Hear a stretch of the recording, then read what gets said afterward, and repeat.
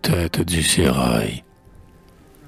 Le dôme obscur des nuits, semé d'astres sans nombre, se mirait dans la mer resplendissante et sombre. La riante Stamboul, le front d'étoiles voilées, semblait, couché au bord du golfe qui l'inonde, entre les feux du ciel et les reflets de l'onde, dormir dans un globe étoilé. On eût dit la cité dont les esprits nocturnes bâtissent dans les airs les palais taciturnes, à voir ces grands harems, ces jours de longs ennuis, ces dômes bleus, parés au ciel qui les colore, et leurs mille croissants que semblaient faire éclore les rayons du croissant des nuits. L'œil distinguait les tours par leurs angles marqués, les maisons toits plats, les flèches des mosquées, les mauresques balcons en trèfle découpés, les vitraux se cachant sous des grilles discrètes, et les palais dorés, et comme des aigrettes, les palmiers sur leurs fronts groupés.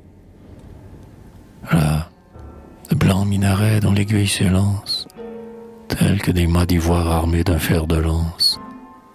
Là, des kiosques peints, là, des fanaux changeants, et sur le vieux sérail, que ces hauts murs décèlent, sans coupole d'étain, qui dans l'ombre étincellent, comme des casques de géants.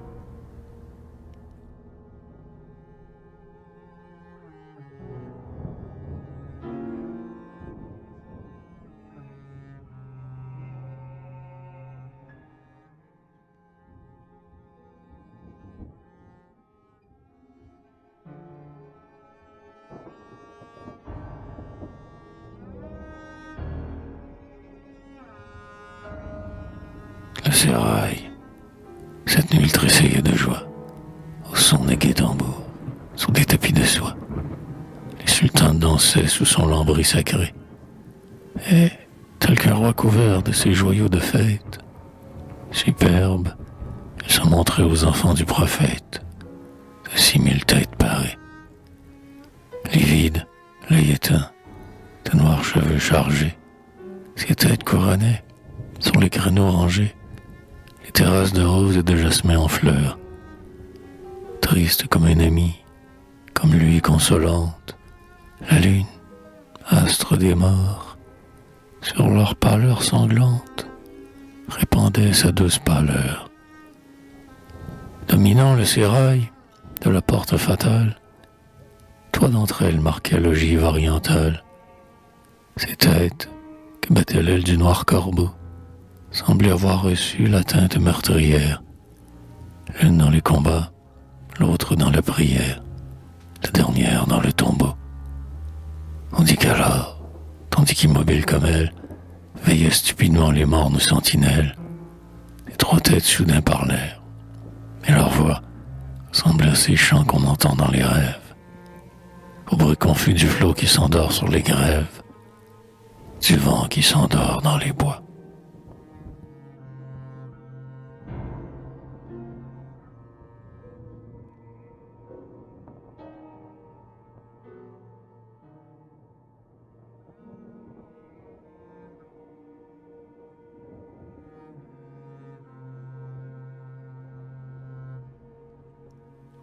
La première voix.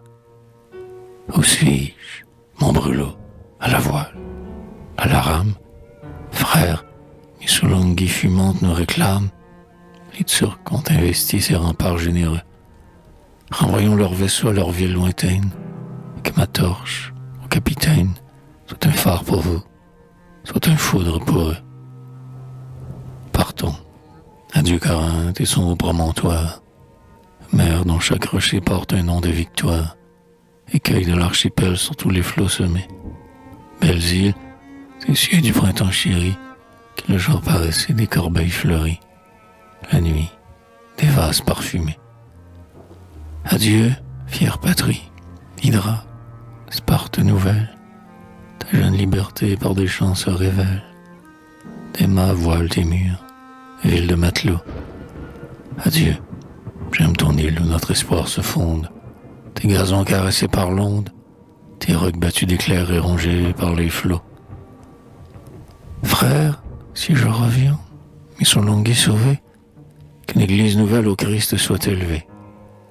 Si je meurs, si je tombe la nuit sans réveil, si je verse le sang qui me reste à répandre, dans une terre libre aller porter ma cendre et creuser ma tombe au soleil.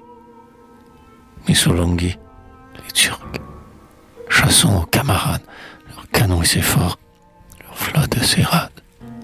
Brûlons le capitaine sous son triple canon.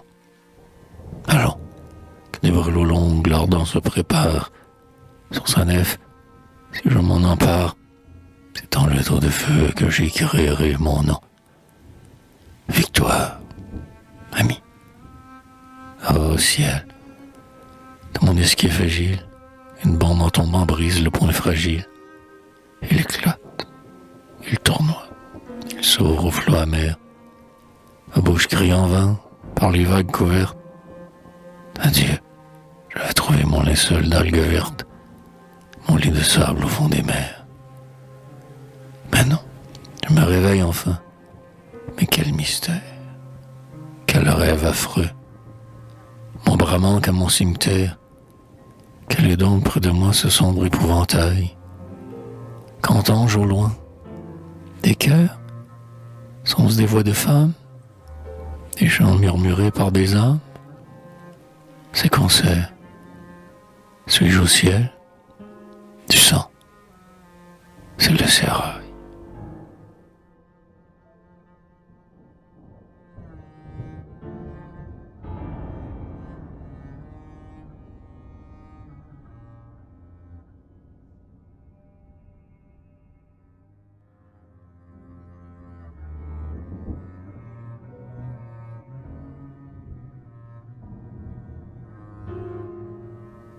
La deuxième voix. Oui, Canary, tu vois le sérail et ma tête, arraché au cercueil pour orner cette fête. Les Turcs m'ont poursuivi sous mon tombeau glacé. Vois, ces eaux desséchées sont leurs dépôts opimes. Voilà le Bodzari et consultant sublime, le verre du sépulcre a laissé. Écoute, je dormais dans le fond de ma tombe quand un cri m'éveilla. Missolonghi succombe. Je me lève à demi dans la nuit du trépas. J'entends des canons sourds, les tonnantes voler, les clameurs aux clameurs mêlées, les chocs fréquents du fer, le bruit pressé des pas. J'entends, dans le combat qui remplissait la ville, des voix crier, défends du nord de Serville, ombre de Bodzari, des Grecs infortunés. Et moi, pour m'échapper, luttant dans les ténèbres, j'achevais de briser sur les marbres funèbres tous mes ossements décharnés. Soudain, comme un volcan, le sol s'embrase et gronde. Tout se tait, et mon œil ouvert pour l'autre monde voit ce que nul vivant n'eût pu voir de ses yeux. De la terre, des flots, du sein profond des flammes, s'échappaient des tourbillons d'âme qui tombaient dans l'abîme ou s'envolaient aux cieux. Les musulmans vainqueurs dans ma tombe fouillèrent. Ils mêlèrent ma tête aux vôtres qu'ils souillèrent. Dans le sac du Tartare, on les jeta sans choix. Mon corps décapité tressaillit d'allégresse. Il me semblait, ami, pour la croix et la Grèce, mourir une seconde fois. Sur la terre aujourd'hui, notre destin s'achève. Stamboul, pour contempler cette moisson du glaive, ville esclave, s'émeut du fanard aux 7 tours. Et nos têtes, qu'on livre au public risé, sur l'impur sérail exposé, repaissent le sultan, convive des vautours. Voilà tous nos héros. Costas, Palicar, Christo, du Mont Olympe, hélas, des mers d'Icare, Kinzos, Kémébiron, le poète immortel, et cet enfant des monts, notre ami, notre émule, Maillère, qui a rapporté au fils de Thrasybule la flèche de Guillaume Tell.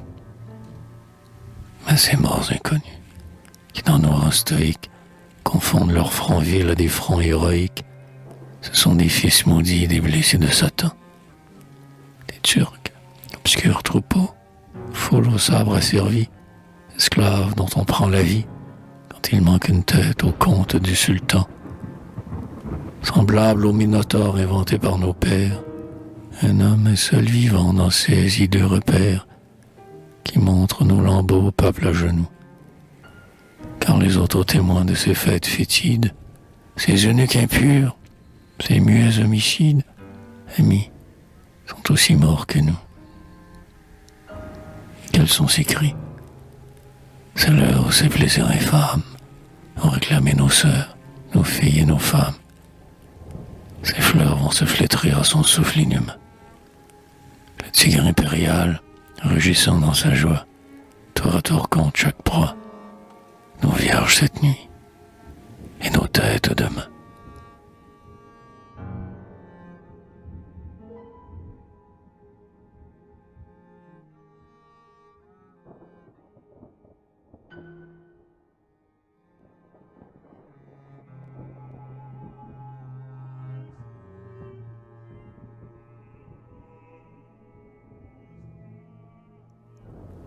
La troisième voix. Ô mes frères, Joseph, évêque, vous salue. Et Soulangui n'est plus. À sa mort résolue, elle a fui la famine et son venin rongeur. Enveloppant les Turcs dans son malheur suprême, formidable victime, elle a mis elle-même la flamme à son bûcher vengeur. Voyant depuis 20 jours notre ville affamée, j'ai crié, venez tous. Il est temps, peuple, armé, dans le saint sacrifice, il faut nous dire adieu. Recevez de mes mains la table céleste, le seul aliment qui nous reste, le pain qui nourrit l'âme et la transforme en Dieu. Quelle communion! Des mourants immobiles, cherchant l'hostie offerte à leurs lèvres débiles, des soldats défaillants, mais encore redoutés, des femmes, des vieillards, des vierges désolées, et sur le sein flétri des mères mutilées, des enfants de sang allaités. La nuit vint, on partit, les Turcs dans les ombres assiégèrent bientôt nos morts et nos décombres. Mon église s'ouvrit à leurs pas inquiets. Sur un débris d'autel, leur dernière conquête, un sabre fit rouler ma tête. J'ignore quelle main me frappa. Je priais. Frère, plaignit Mahmoud, né dans sa loi barbare, des hommes et de Dieu son pouvoir le sépare. Son aveugle regard ne s'ouvre pas au ciel. Sa couronne fatale est toujours chancelante, porte à chaque fleuron une tête sanglante. Peut-être il n'est pas cruel.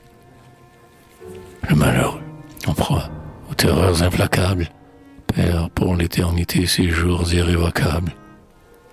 Rien ne marque pour lui les matins et les soirs. Toujours l'ennui, semblable aux idoles qu'il dort, ses esclaves de loin l'adorent, et le fouet d'un spey règle leurs encensoirs.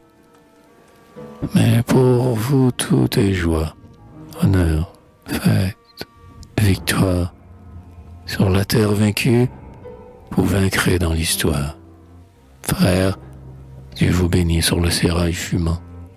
Vos gloires par la mort ne sont pas étouffées. Vos têtes sans tombeaux deviennent vos trophées.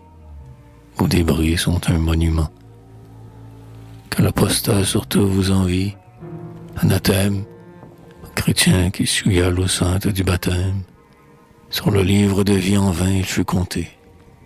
Nul ange ne l'attend dans les cieux nous sommes. Et son nom, exécré des hommes, sera comme un poison des bouches rejetées.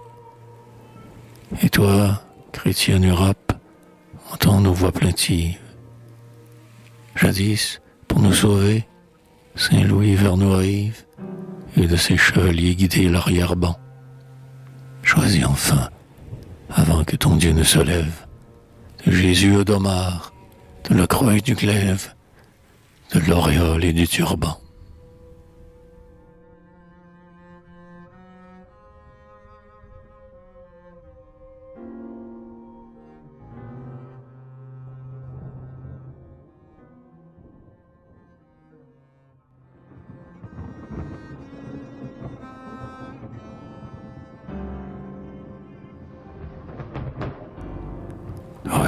votre service, Joseph Canary, Ambre Sainte. Elle entendra vos voix par le trépas éteinte. Elle verra le signe emprunt sur votre front. Ils soupiront ensemble un chant expiatoire à vos débris sanglants portant leur double gloire.